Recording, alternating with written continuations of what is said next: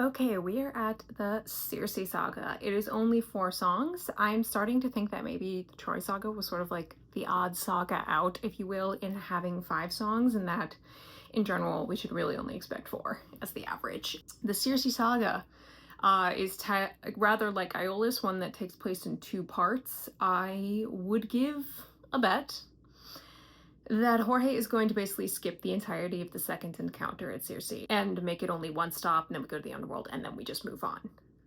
If I were adapting the story, it is something I would do too. Like, you could take a bunch of the stuff that's in the second part of their stop at Circe's Island, which is called Aia, and you could even just put it into their first stop, and what little bits are referenced in the time spent in the underworld, you can take that out. Really, the second part of the stop at Circe's Island is this reinforcing and something that the Greeks would recognize as necessary, which involves the importance of funerary rites and burials. I don't remember which video I mentioned it in, but I said, like, there's a reason that, like, 2 massive chunks of the Iliad are devoted to, like, funerary games and funerary rites, and, like, one of the biggest, most important and well-known scenes in the Iliad involves a discussion about giving a character a proper burial. So the Greeks took this aspect very seriously, and that's repeated in a way again in the Odyssey as they bury a character named Elpenor. And if we hadn't killed off Polites as early as we have, I would have thought, you know, maybe you could have used Elpenor as that character. Elpenor in the Odyssey is noted to be the youngest of the crew members. Of all the people there, of the original apparently 600 and everything else, he's the youngest. He the baby. I mean, he's not really a baby. He's, you know, these guys are all at minimum in their 30s. He's the youngest, and I would have thought having a viewpoint like Polites, like, that's something, if he had given it to Elpenor, I would have been like, oh, that actually, okay, but it, you know, causes problems if you're going to then kill him off the Polyphemus cave, because Elpenor very famously passes away at Circe's Island. Because I'm assuming we won't go too much into her background here, just for the purposes of moving the narrative along. Circe is a daughter of Helios. Helios is the sun in Greek mythology. I mentioned in Keep Your Friends Close that Apollo is the god of the sun, but Helios is the actual sun. He has the chariot, he drives it across the sky every day, and that is how, back when I talked about the history of the House of Atreus, how they put Atreus on the throne was having Helios drive it the opposite way and reverse the course of the sun in the sky. Helios has probably 3 very famous children, I would say. You have Phaeton, who has a very famous myth involving him falling from the chariot. You have Circe, and you also have Aeetes, who is the father of Medea and therefore a major player in the story of the Golden Fleece and the Argonauts. Now, all of these particularly named descendants of Helios are noted for having, like, bright golden eyes, such that, like, it almost seems like light is coming from them. And they're also noted to have like bright golden or fiery hair. In addition, Medea and Circe are noted for having talents with magic. The difference really between Medea and Circe, Medea has a human mother, and Circe's mother, it kind of depends on the myth that you read. It is usually agreed that it is some kind of like nymph, and so Circe is actually a minor goddess. She is immortal, but usually she is just called an enchantress or a sorceress. She does have a talent for magic, particularly likes to turn people, usually men, and usually men who have rejected her, into animals. But let's go ahead and listen to the first song. It is called Puppeteer. Ah, that's full speed ahead. It almost sounds like it's on a harp, or I guess a really high part of a guitar.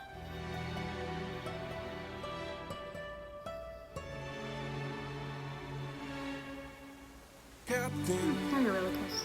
I have something that I must confess. It almost sounds like Eurylochus is up in head voice a bit. He's breathier than usual. Until it is said, I cannot rest.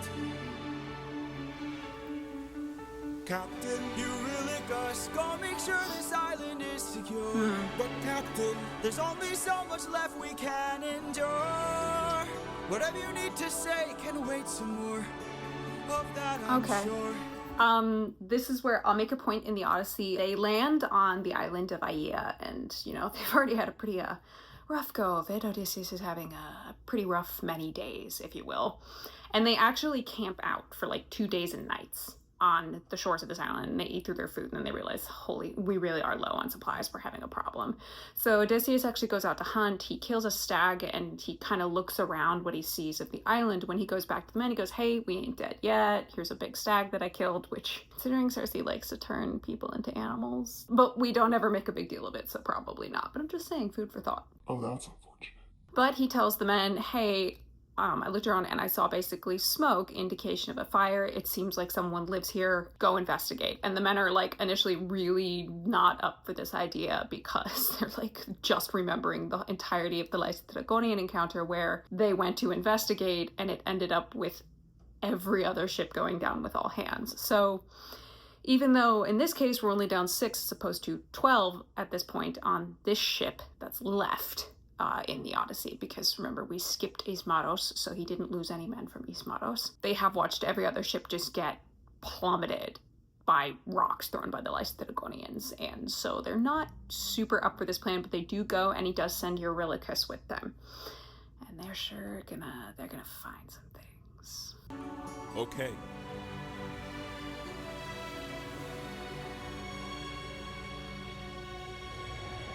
Wind. I bet that's time passing. Eurylochus, back so soon. Where's the rest of your crew? I don't remember the word for this in music. I think of it and I go, oh, it's a pitch down. So fun fact, I played the flute for many, many years. And the way he did it with strings is really smart. Another instrument that would be really good at doing this in the way that it's done would be a trombone, as it's a slide instrument. These two instruments, well, instrument family for strings and then the trombone, most closely mimic the human voice because they don't have a problem of being stuck with keys. They can just continue on and hit all sorts of tones that are in between notes. But like if I were staging this or if I were filming this, those bits where you're having the pitch roll downs, I would be using like the lighting to have the shadows moving to basically say, oh, time is passing. That's a really clever way orally to do it. And like I said, if I took out my flute, I don't have too much air, so you'll have to excuse this, it's not going to be a great sound. The way that we would do this on a flute, because you blow across the top of it rather like you do a bottle top, if you roll it inwards, you go flat. Which is what that is, hence pitching down.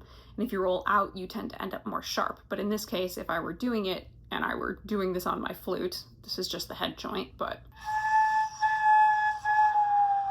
Oh, I really don't have much air. Sorry about that. Probably shouldn't have taken the time to demonstrate that, but that is what we would, like, we would be holding the flute and we'd be rolling it in as a deliberate artistic choice. You don't see it done too often because, again, your pitch goes down and you have to be super controlled with it. But just needless to say, that's kind of a cool way to show time passing. And I'm sure Eurylochus has now come back looking white as a ghost, being like, bruh, I saw some shit. Eurylochus really turns into, like, like, it makes me think of, the Peter Jackson films of The Lord of the Rings, where in Fellowship they enter into the woods of Lothlorien and Gimli's like, they say that a great sorceress lives in these woods. That's sort of what you get with how they look at Circe, because, I mean, yes, she's the queen of this island, but like she scares the shit out of them, and rightfully so. And by the gods, what happened to you? Oh my dude, he saw shit. We came across a palace, inside we heard a voice. It seemed to show no malice, to greet it was our choice, but nothing could prepare us for the power that awaited inside. What did this palace hide? Sir! Yeah, that's essentially what he's describing is, hey, we walked up towards a palace. To them, it very clearly looks as if a human at least lives here, or a human-like creature lives here.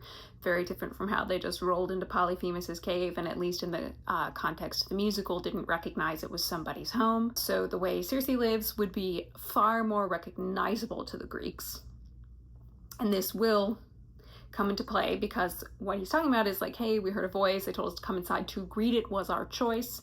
We are beginning the contract, if you will, of Xenia. We are beginning this almost contractual interaction, which I'm sure will beg the question, does Circe violate Xenia with what she does? Yes, she does. I'll talk about that in a bit, but it's also important to know this will get resolved in the encounter going on, and I'll probably have to talk about that part, that half, in later songs, I can imagine. Since we left home, we faced a variety of foes from a wide range of places. Gods, monsters, you know the roster. Hostile creatures that we could resist. But this was a hell of a twist, cause we are weak to a power like this. What was it? A woman. What? She had us in just 2 words. Come inside. Damn. Welcome to the best part of your life. That's really funny, like on a musical level and just like a tone level. That's really funny that like we put in this beat and have Eurylochus doing almost like sing-songy talking over it. I would almost want to say like he's almost rapping over it, but that doesn't feel like quite right to say. And that Odysseus is like, no, get to the point, what was it? And he's just like, a woman. And Odysseus is like, what? A woman. And this is important about Circe. Yes, she is a minor goddess, but she is noted as having the voice of a mortal. So she, again, part of this enchantress, sorceress. The thing about her is that she can essentially trick people with that. What she does in the Odyssey reveals equally as much about her as it does actually about the rest of Odysseus's men. But it is true that in that encounter, Eurylochus does get away, if you will. He doesn't consume any of the food or the drink, and he goes back to report to Odysseus, and he's just like, bruh, I saw shit. Go ahead and rest wherever you Yeah, this is Xenia. I've got you. Don't worry, Sassy's got you now. Only I stayed outside, but the rest went in. Take a seat. Let me bring you all something to eat. I bet you're tired from the years spent on your feet. I've got you. Don't worry, Sassy's got you now. By the time they ate, it was far too late. For inside the meal, Think of your she had cast a spell. and your mistakes. They began to squeal. I'll say this, he talks, Eurylochus is putting a lot of emphasis on the meal and the food. In the Odyssey, it's actually much more about the wine. So what happens here, obviously, that he's talking about is this food and drink that she offers them is, if you want to say, laced with magic, and it turns the men into pigs, which means Xenia is violated, as she went through the motions of Xenia and offered them food and drink, but with bad intent. However, as much as the Circe encounter has that in it, on the flip side, or equally, it is about the dangers of overindulging, especially in overindulging in drink and getting really drunk, because it is noted that the men just like keep eating, but they also drink a lot, and that is when they start to turn into pigs. So it is less about the meal and the food than it is actually about the drink, because Homer is not the only of these tellers of Greek myths to emphasize this idea of it's dangerous to get really, really drunk. Like, stupid shit happens when you get really drunk, and part of the point of this encounter is that Odysseus's men overindulge and they thus suffer consequences for it. And again, Eurylochus does not consume any of what is offered and is thus able to get away and report back to Odysseus that this is what is happening. It grows snouts and tails. Mistakes you made. She changed them. I've got all the power. She does. I've got all the power. No, I'm not a player, I'm a puppeteer. No, I don't play, I'm puppeteer, yeah. So that's a great reveal of, no, I'm not a player, I'm a puppeteer. No, I don't play, I puppeteer. So it's this reveal of, yes, I have a human sounding voice, but I'm a goddess. Like, you messed up. I mean, again, she has violated the contract, but also the men were overindulging. But it is a way of saying, you thought I was just a simple human woman. Big mistake. Transformed. This is the price. And it wasn't quick. We paid to live. She turned our men The world is not from men to pigs. and to forgive. She changed them. I've got all the power, yeah. I've got all the power. No, I'm not a player, I'm a puppeteer. No, I don't play, I'm puppeteer, yeah. We have to go save them. No, we don't. So this is important. This also happens in the Odyssey, is Odysseus says, okay, we have to go, let's go get them. And Eurylochus tries to convince him not to. He says, like, really? We should just leave them. We don't have to go and save them. And Eurylochus's reasoning is that when he's dead terrified of everything that he sees, but he also says, like, I don't think you're gonna make it. Like, don't make me go back there. I don't want to die. So in the Greeks would see Eurylochus as quite cowardly for this. Again, as a modern context, we might be like, yeah, he's seen shit that's scary. But the Greeks would go, bro, you're with a Greek hero. Like, this is the job. Move along, get to work. You're clocked in. And he's actually described as, like, it's really actually, you would almost want to use the word pathetic with how Eurylochus is described doing this. He's like crying and he gets on his knees and he's like hugging Odysseus' legs and he's pleading not to have to go back. And it's just like, I mean, to the Greeks, and even with the way Odysseus tells it, it's just like distasteful the level to which Eurylochus is like, don't make me go back there. Look at all we've lost and all we've learned. Every single cost is so much more than what we've earned. Yeah, they're doing Eurylochus not as dirty as in the Odyssey. Let's just cut our losses, you and I, and let's run. Of course I'd like to leave now. Of course I'd like to run. But I can hardly sleep now, knowing everything we've done. There's no length I wouldn't go if it was you I had to save. I can only hope you'd do the same. So this is another moment of this idea of like modernizing the Odyssey, of trying to make Odysseus seem like a hero in the modern sense, because in the Greek sense, like Eurylochus does all this and Odysseus says, okay, you know what, just you stay by the ship, I'll save and eat, I'm gonna go. That's literally all pretty much Odysseus says. The conversation is extremely short. He doesn't go into all of these reasonings of why he's going there. He doesn't try to justify his actions. I get that sonically, that's also probably not as interesting for him to just be like, yeah, I'm gonna go back. But Odysseus doesn't give any reasons for why he's doing it. I mean, I would wager on sure, there's an element of he is attached to his men, and you know, he doesn't want to leave any to willfully just die. But there's also a practical sense of the two of them cannot row one of these ships back to Ithaca, especially when they also know Poseidon is after them.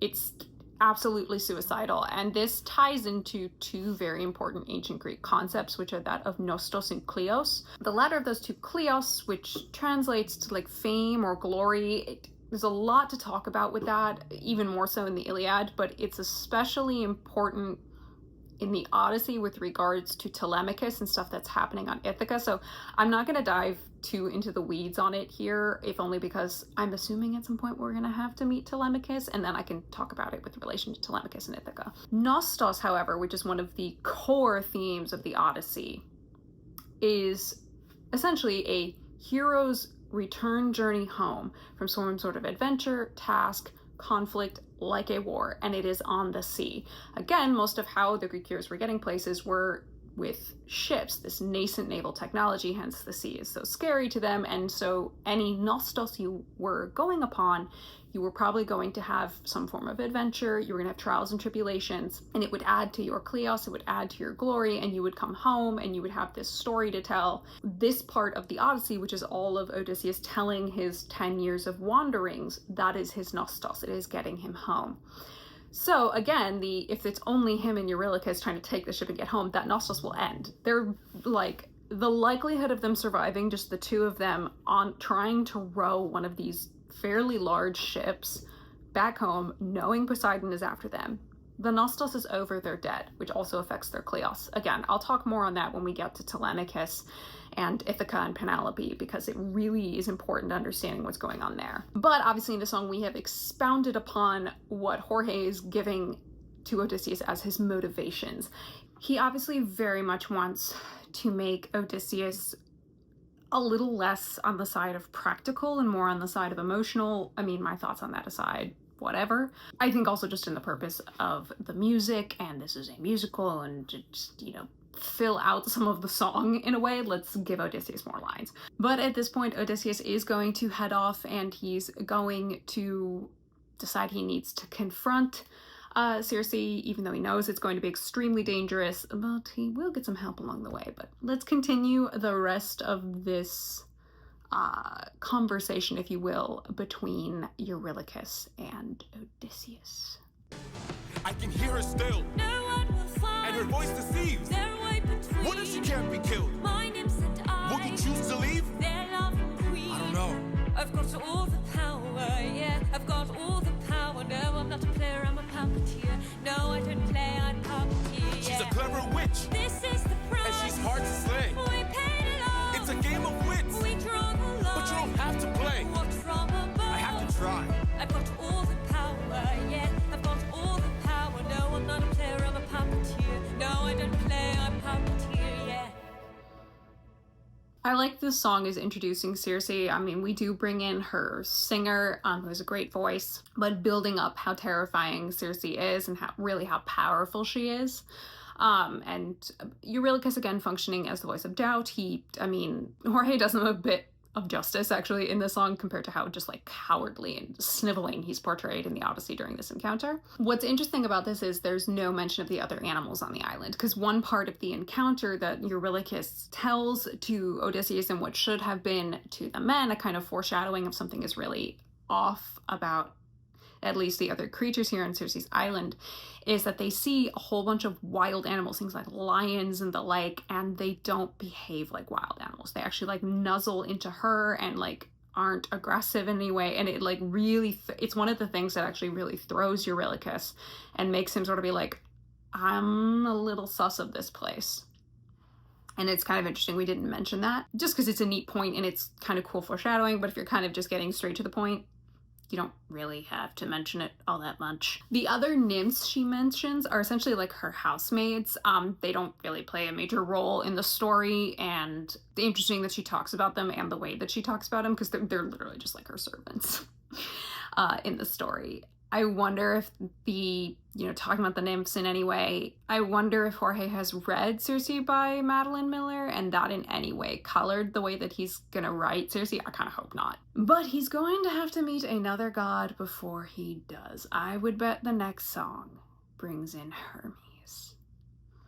And I will say, as a kind of spoiler, I don't know the songs or anything related to Hermes. However, a friend had sent me a video clip that was like Hermes and Ares, and I have now found out since that the Hermes in that video, who had this sort of like, seemed almost like he was putting on kind of like a posh British accent and had like a fur coat and these tinted glasses and was like really funny, is actually the guy who voices Hermes in Epic, the musical. And my friend had just sent it to me because he thought it was funny, and he knows I like Greek myth. He was just like, you're gonna get a laugh at this, which I will say the video was really funny. It cracked me up, and I was like, okay, all right. So I at least know the speaking voice of Hermes, and I'm aware of like kind of what the get up, at least it seems, the singer has for Hermes. But that is all that I know. So like I knew Hermes was going to be in this. I mean, Hermes kind of has to be. He has to give Odysseus a very important plant called moly.